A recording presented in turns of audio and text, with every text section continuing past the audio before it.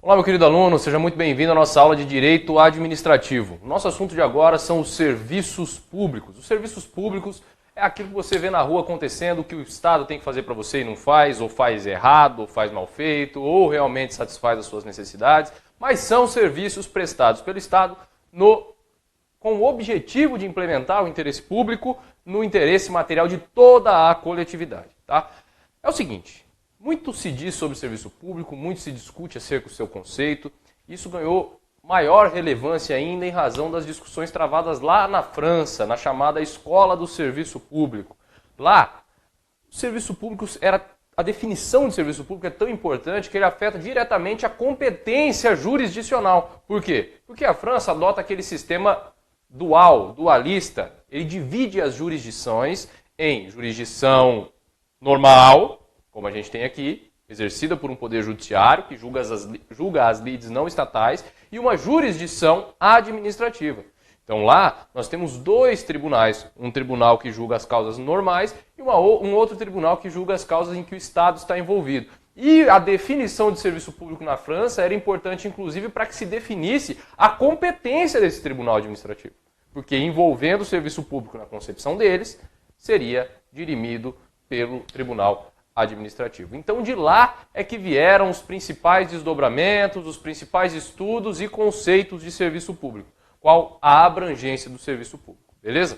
Então nós precisamos definir o que é serviço público e a doutrina não chega num consenso em relação a qual é a melhor conceituação.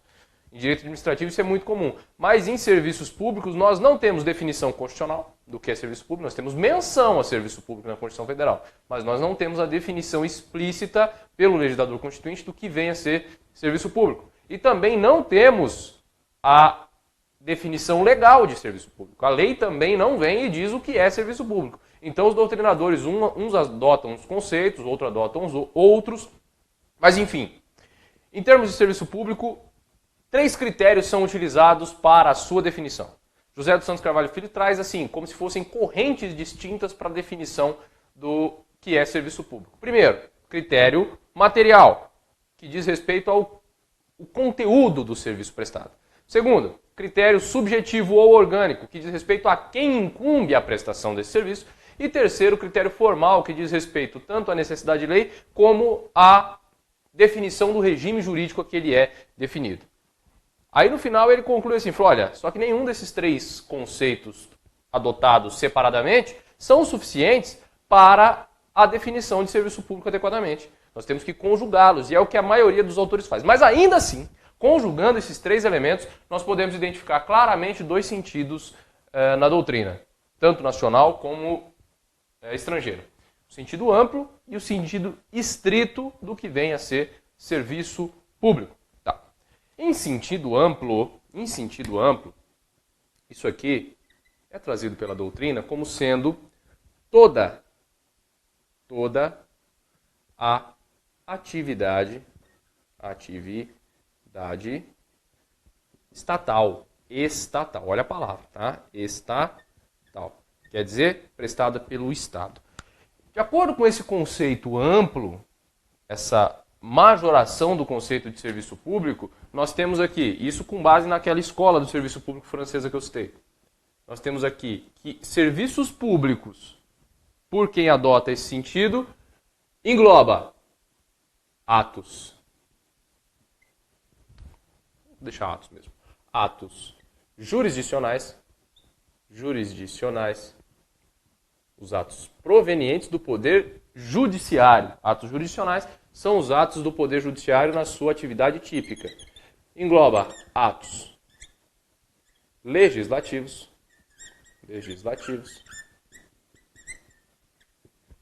engloba atos de polícia, atos de fiscalização. Polícia eu quero dizer como expressão do poder de polícia, ato de fiscalização. Esse é o sentido amplo da palavra, da expressão serviços públicos. É tudo o que for promovido pelo Estado, independente de afetar, de ser direcionado a melhorias da população. Tudo o que emanar do poder público é considerado serviço público por essa teoria, por essa corrente, melhor dizendo. corrente que adota o sentido amplo de serviço público. Beleza? Tranquilo até aqui? Nós temos também quem adota o sentido estrito da palavra, que permite que se retirem esses atos daqui, ó. Aí nós vamos ter, no sentido estrito, como correspondente serviço público a atividade da administração. Administração pública. Tá. Muitas vezes a gente usa as expressões como sinônimo. Atividade prestada pelo Estado e atividade prestada pela administração pública. Acontece que quando você estudou lá o conceito de administração pública, nós também temos o conceito de administração pública em sentido amplo e o conceito de administração pública em sentido estrito. O conceito de administração pública em sentido amplo engloba toda a atividade estatal, inclusive nas suas funções típicas e atípicas. Na administração pública, nós temos a função administrativa, exercida pelo Poder Judiciário, a função administrativa exercida pelo Poder Legislativo e a função administrativa exercida pelo Poder Executivo. Na atividade estatal, aqui nós temos isso aqui como sinônimo de função pública. E isso aqui como sinônimo de função administrativa. Tranquilo até aqui? Em um, é possível separar os atos típicos de cada poder e no outro, engloba tudo. Tá. E qual que é a posição mais correta? Qual que é a corrente mais acertada? Nós não temos isso como afirmar qual que é o mais certo, qual que é o mais errado. Qual que vai ser o conceito que é adotado efetivamente no Brasil. Por quê? Porque a própria Constituição Federal, em alguns dispositivos, traz serviço público no seu sentido amplo. Como, por exemplo, no 37, parágrafo 6º da Constituição Federal. Lá, ele fala assim, prestadores de serviço público. E são quaisquer serviços públicos lá. Quaisquer serviços emanados do Estado lá. Então, o Estado responde objetivamente, segundo o 37, parágrafo 6º, na prestação de qualquer de suas atividades, seja jurisdicional, seja legislativo, seja em relação aos seus atos de polícia. Então, ali está se adotando o sentido amplo. Por exemplo, no sentido estrito, nós temos ali o artigo 145, inciso 2, por exemplo, da Constituição Federal, que já adota um sentido mais restritivo. Por quê? Porque o 145, inciso 2, trata da hipótese de criação das taxas. A base jurídica para a criação das taxas. As taxas são cobradas em razão da prestação de serviços públicos específicos e divisíveis relacionados ao contribuinte. Prestação de serviços públicos específicos e divisíveis relacionados ao contribuinte. Ou, segundo o fato gerador das taxas, exercício regular do poder de polícia. Então nós temos duas situações trazidas pelo Constituinte no mesmo dispositivo, que, lógico, se fossem a mesma coisa, seria desnecessário.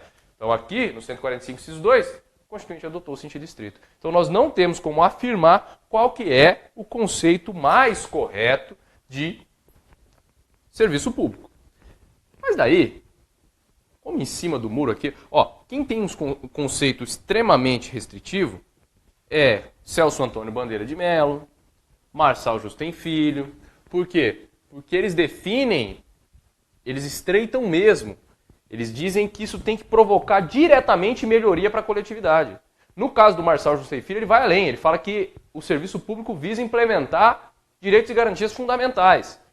E é objeto de crítica. Então é por isso que eu escolhi o conceito da professora Maria Silvia Zanella de Pietro para trazer para cá, porque ele é um conceito que fica mais para o restritivo, um pouco mais para o restritivo, vamos dizer assim, mas não tanto quanto Celso Antônio e Marçal Justem Filho, por exemplo. Então vamos lá, a professora Maria Silvia conceitua serviço público como sendo toda a atividade material. Toda a atividade material. Atividade material é o que provoca alteração no mundo exterior. Lembra lá quando você estudou fato administrativo? No estudo dos atos administrativos como prévio ao estudo do ato administrativo, você estudou o fato administrativo, que é a manifestação material da administração pública. É algo acontecendo no mundo, algo acontecendo concretamente acontecendo. Toda atividade material que a lei atribui ao Estado a lei atribui ao Estado. Isso aqui é um aspecto interessante. Por quê? Porque serviço público não é um conceito formado que em qualquer lugar do mundo você vai saber que serviço público é uma coisa. Por mais que coincidam em sua grande parte. Saúde. Saúde é um serviço público? É um serviço público. Então, chegar nos Estados Unidos, lá a saúde é um serviço público, na França provavelmente seja um serviço público, assim por diante. Mas não existe um conceito de serviço público formado em qualquer lugar do mundo. Então, serviço público no Brasil, para a maioria da doutrina brasileira, é o que a lei diz que é serviço público. Então, a lei atribui ao Estado o dever de prestar. Então, hoje, por exemplo, o serviço postal é considerado um serviço público. O Supremo disse que é um serviço público. Então, o serviço postal hoje é exercido com monopólio pelo... Cria uma certa contradição essa frase que eu disse, então vou reformular. O serviço público de serviço postal hoje é desempenhado exclusivamente pelo Estado, no caso, pela União. Logo, quer dizer que se hoje serviço postal é considerado serviço público, daqui 10, 15, 20, 50 anos também vai ser considerado? Não necessariamente. É um conceito mutável. E é por isso que essa conceituação aqui é bastante adequada e prevalece na doutrina, que é toda atividade material, que a lei diz que é serviço do Estado. A lei atribui ao Estado fazer. Tá? Como no caso do exemplo do serviço postal. Para que a exerça diretamente ou por meio de seus delegados, e isso aqui é uma chave no conceito. Diretamente ou por meio de seus delegados. Já vou dizer por quê. Com o objetivo de satisfazer concretamente as necessidades coletivas sob regime jurídico total ou parcialmente público. O final é a grande razão de eu ter escolhido esse conceito e não outro, tá? Mas exercer diretamente por meio de seus delegados, isso aqui gerou uma pretensa crise no serviço público, porque o serviço público é algo que o Estado deveria proporcionar. E hoje é muito comum, e em várias passagens da Constituição Federal expressamente admite, a concessão e permissão de serviços públicos. Então são serviços públicos que não são prestados diretamente pelo Estado. Sua conhecida ineficiência faz com que seja prudente que se atribua essa tarefa ao particular, que permita que o particular desempenhe no lugar do Estado a realização de serviços públicos. Então está aqui, diretamente ou por meio de seus delegados. E daí, quando o delegado, no caso a concessionária, por exemplo, de serviço público, desempenha a atividade que seria do Estado, que ele realiza o serviço público, aí entra a discussão sobre o regime jurídico. Muitos autores dizem que ainda assim é regime jurídico de direito público. Mas me parece mais adequado que o regime jurídico de direito público, quando é puramente de direito público, quando o próprio Estado presta o serviço público, ou parcialmente público. Por que parcialmente público? Porque apesar do concessionário desempenhar atividade em regime de, como pessoa jurídica de direito privado e em regime privado, esse regime não é totalmente privado. Esse regime sofre mitigações, sofrem alterações pelo regime jurídico de direito público que estão submetidos. Inclusive submetendo a concessionária a efetiva fiscalização do poder público e, eventualmente, ao poder disciplinar. Poder disciplinar, que é próprio da administração pública. Beleza? Então tá aí. Conceito da professora Maria Silva Zanella de Pedro. Características para definição dos serviços públicos. É interessante que, como eu disse no início, que esses elementos estão presentes, ainda que o cara utilize um só para conceituar serviço público, estão presentes, melhor dizendo, quando se adota o sentido mais amplificado de serviço público e está presente no sentido estrito. Então, por isso que eles são de extrema importância e coincidem, quaisquer que sejam as classificações, os conceitos adotados. Tá? Então vamos lá. Primeiro elemento, elemento orgânico ou elemento subjetivo. O elemento orgânico ou elemento subjetivo, dizem alguns, que diria respeito à titularidade do serviço. Então, lá no conceito, vou voltar aqui no conceito rapidinho, atribui ao Estado. A lei atribui ao Estado. Então, esse fato é muito importante. O elemento orgânico diz respeito que a gestão dos serviços públicos compete ao Estado. Fernando, qual Estado? Estado do Paraná, Estado de Santa Catarina, Minas Gerais? Não, filho. Estado aqui com o sentido de pessoa jurídica política de direito público, entidade política. Estado como União, Estado, DF, municípios, como administração direta e como administração indireta. Tá? Gestão dos serviços públicos compete ao Estado. Beleza. Por que eu coloquei gestão? E não coloquei titularidade necessariamente, não coloquei exercício efetivamente. Por quê? Porque, em regra, o serviço público é de titularidade do Estado. Mas o Estado, por meio da técnica de descentralização, pode outorgar esse serviço, entregar a titularidade dele para outra pessoa jurídica que ele criar ou autorizar a criação. Então, nessa hipótese, nós não vamos estar falando de titularidade estatal. Nós vamos estar falando de gestão. Porque, ainda quando outorgada a outra pessoa jurídica, o Estado conserva o dever de fiscalizar e de acompanhar de perto, e mais de perto, aquela específica atividade. Então, a gestão aqui compete ao Estado.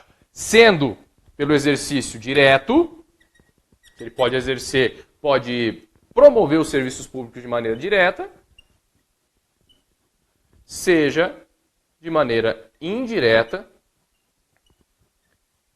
e aqui indireto podendo ser por meio de outorga, ou por meio de delegação. Outorga, isso aqui você vai estudar com mais calma num outro momento, mas a outorga implica na transferência da titularidade do exercício para uma outra pessoa jurídica criada pela administração indireta. Para a administração indireta, melhor dizendo. Pela não, para.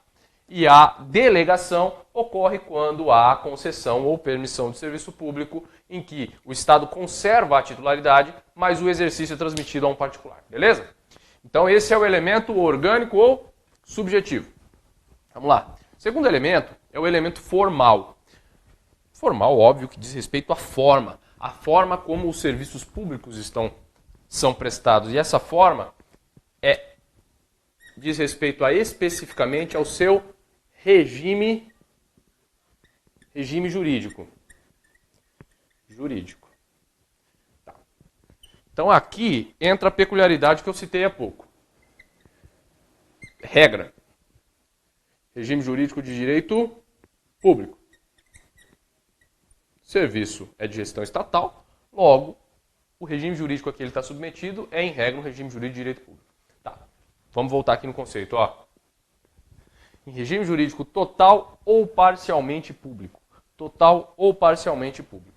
Então, o regime jurídico pode ser total de direito público quando exercido, como eu escrevi aqui há pouco, diretamente pelo Estado. Aí não tem dúvida nenhuma. Aí os bens são públicos, aí os agentes envolvidos são públicos, aí é tudo regime jurídico de direito público. Impenhorabilidade de bens, tudo se aplica perfeitamente.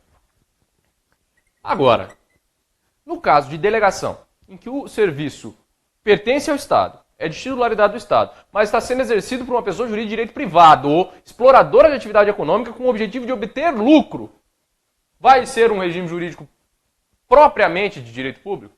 Cuidado. Celso Antônio Bandeira de Mello entende que, ainda nesse caso, nós estamos diante de um regime jurídico de direito público.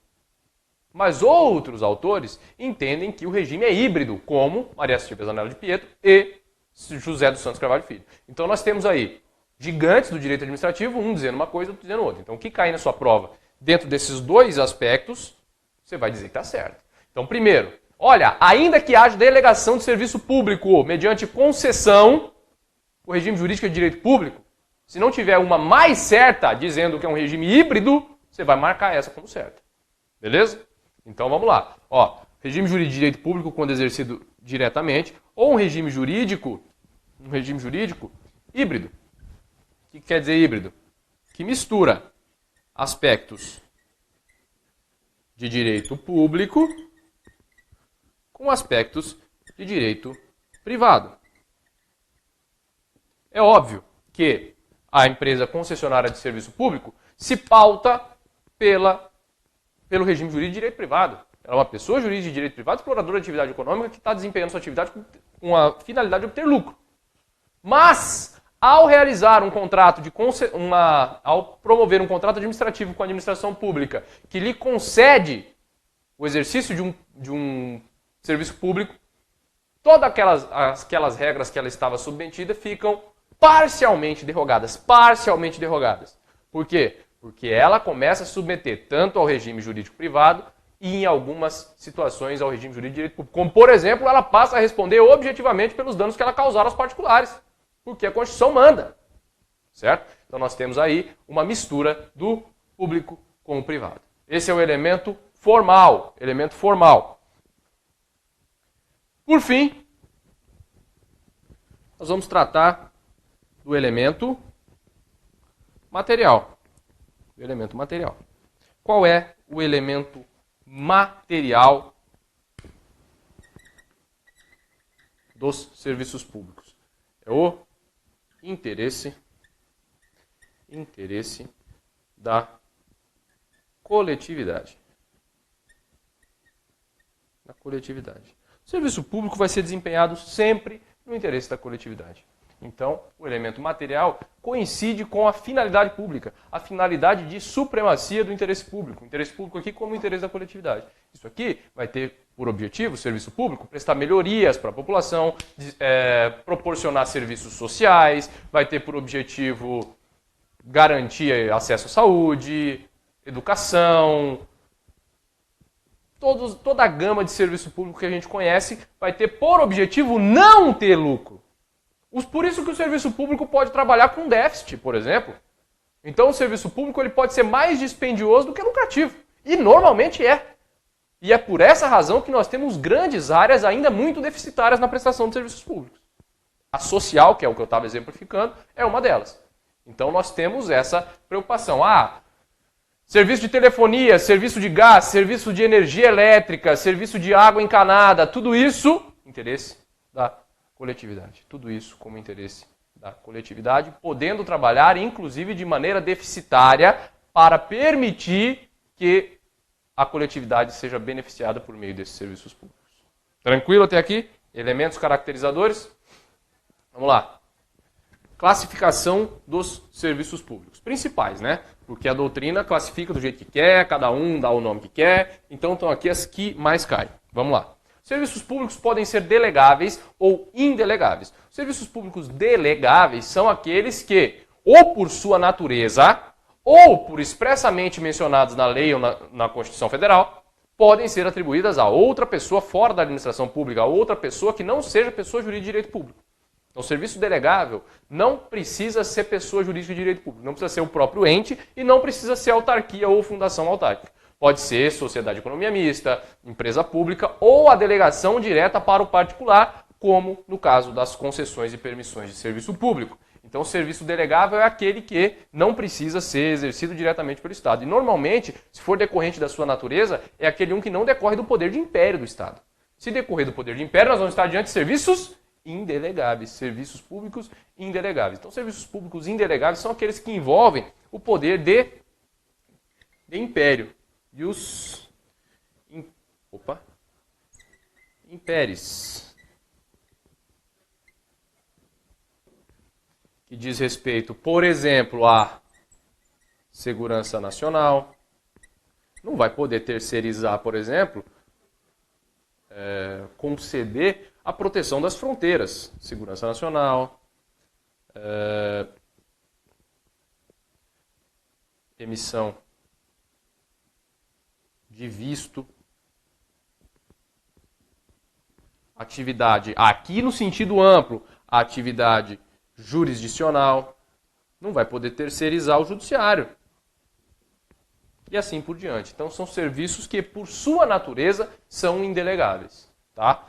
Delegáveis, que não sejam atos de império, também em sentido amplo, poder de polícia. Poder de polícia você sabe que é indelegável. Poder de polícia é indelegável, desde que aqui a gente esteja adotando o conceito de serviço público em sentido amplo. Tá? Delegáveis, pela própria natureza, que não seja um ato de império ou que a lei ou a Constituição Federal diga que eles são delegáveis. Aí eles podem ser exercidos tanto diretamente pelo Estado, podem ser exercidos pelas pessoas jurídicas de direito público da administração indireta e podem ser exercidos por pessoas jurídicas de direito privado, integrantes ou não da administração indireta. Os serviços indelegáveis somente podem ser exercidos pelas pessoas políticas, ou seja, administração direta ou pessoas jurídicas de direito público. Tranquilo? Estamos juntos aqui na classificação? Segue o baile. Serviços administrativos. Para alguns não integra o conceito de serviço público. Por isso que é complicado a gente ficar preso num conceito. Vamos ser maleáveis em relação a esse conceito. Serviços administrativos são aqueles que não afetam diretamente a população, que não causam melhoria direta à população. Opa, pera lá, você acabou de me falar que tudo é feito no interesse da coletividade. É sim, feito no interesse da coletividade. Só que os serviços administrativos são aqueles serviços acessórios, serviços meio para que se chegue à finalidade almejada. Então os exemplos que vêm repetidos na doutrina é no caso de imprensa oficial e serviços de estatística estatal. Então o Estado utiliza de dados, coleta dados, e esses dados não causam melhoria direta na vida da população, mas servem de base para a realização desses fins, no final das contas, por meio dos serviços de utilidade pública. Serviço de utilidade pública, sim, é aquele que causa diretamente ou indiretamente, mas não tão indiretamente como os serviços administrativos, que causa diretamente melhoria na vida da população, que tem como objetivo mesmo e tem como finalidade, tem como alvo a melhoria da vida da população, do indivíduo. Serviços singulares e coletivos. Isso aqui é uma classificação junta, tá? Serviços singulares e serviços coletivos. Os serviços coletivos são aquele em que não se pode precisar, também chamado de universi. São aqueles em que não se pode precisar os seus destinatários. Então, os serviços coletivos nós temos destinatários,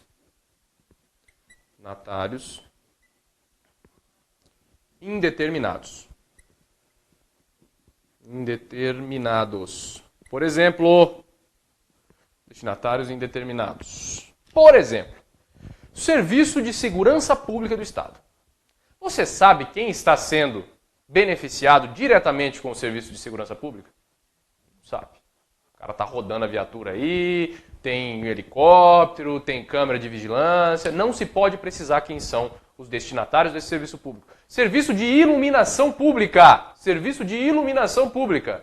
É serviço coletivo ou serviço individual? Pode-se precisar quem está sendo beneficiado pela iluminação pública? Se pode quantificar quanto cada um está recebendo de iluminação pública? Não se pode. Todo mundo que passar por uma rua iluminada está sendo beneficiado por aquele serviço. Então, isso são serviços coletivos. Ao contrário, nós temos os serviços singulares. Serviços singulares, ou ut singuli. Estou escrevendo isso porque pode aparecer assim na sua prova, tá? São aqueles cujos destinatários são determinados.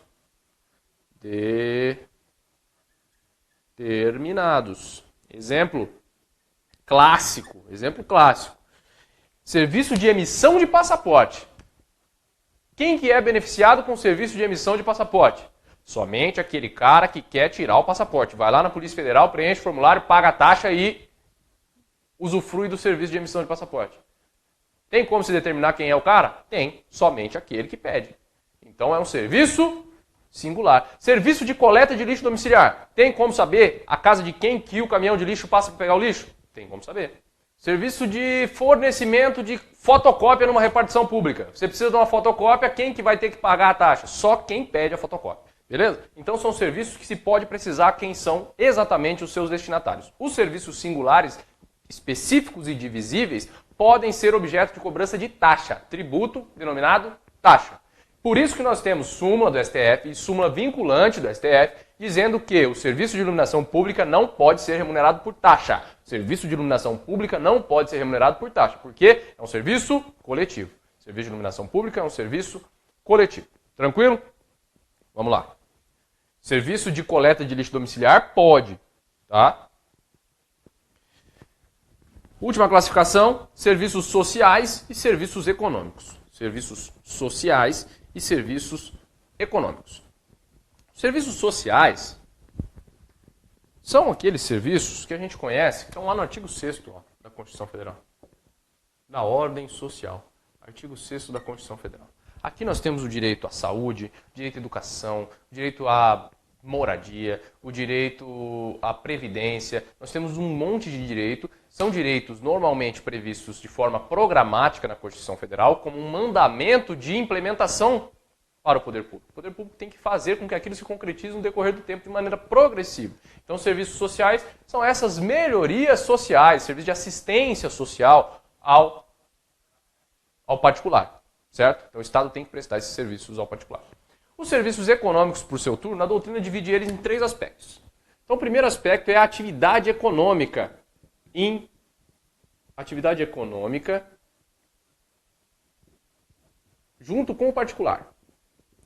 Então o particular desempenha atividade econômica com fim de lucro e o Estado pode atuar de maneira paralela ao particular a nível de exceção. Aqui é uma exceção. Então, o Estado, nos termos do artigo 173, somente pode intervir na economia em pé de igualdade com o particular, nos casos previstos na Constituição Federal e no caso de segurança nacional e situações de extrema excepcionalidade. Beleza? Primeira hipótese. Segunda hipótese, hipótese de monopólio. Monopólio. A Constituição Federal reserva para a União o monopólio de algumas atividades consideradas atividades econômicas, como, por exemplo, a extração mineral de minerais nucleares e petróleo. E, por fim, as atividades econômicas, que são aí sim os serviços públicos econômicos. Beleza? Então vamos colocar aqui os serviços públicos econômicos. Aqui, na primeira hipótese, nós temos atividade econômica em sentido estrito, aberta propriamente à economia privada, à atividade privada. Nos serviços públicos econômicos, nós temos a possibilidade do desempenho diretamente pelo Estado, temos a possibilidade de desempenho por entidades da administração pública indireta e temos a possibilidade de desempenho mediante delegação do serviço público. Então nós temos aqui atividades econômicas que podem ter objetivo de lucro, nos serviços sociais não. Os serviços sociais são tipicamente deficitários, você gasta mais do que ganha, obviamente, mas nas atividades econômicas de serviço público, nós podemos ter auferição de lucros, auferimento de lucros. Então aqui, no serviço público econômico, podemos colocar o serviço de telefonia, o serviço de água, de gás, tudo isso podendo gerar lucro e podendo ser desempenhado tanto pelo Estado diretamente, como por particulares mediante delegação do serviço público. Tranquilo? Então, essas foram as principais classificações dos serviços públicos. A gente fica por aqui. Um grande abraço para você e até a próxima.